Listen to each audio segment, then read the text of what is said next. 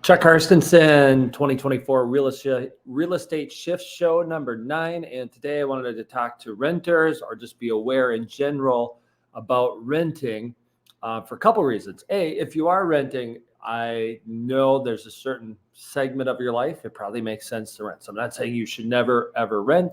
Many situations it makes sense to rent. But what you should know during that time frame, I'm somebody who owns rentals. I do have mortgages on the rentals.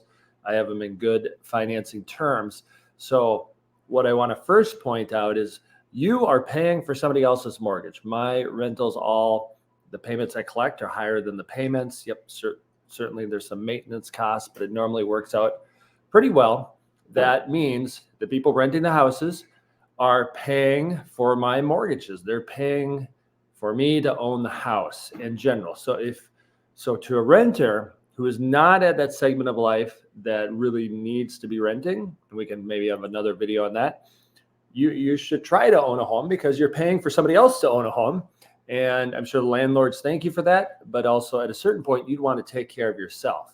And then the number two thing, which is the same relationship to this, if you're somebody who's in a decent financial position, thought about investing, and one of your options is real estate, then we need to talk more about getting somebody else, a renter, to pay for your mortgage because you own an investment property. So we can go in more details in future videos about being a renter or owning rentals. But the main thing is, yes, you are paying for somebody else's mortgage.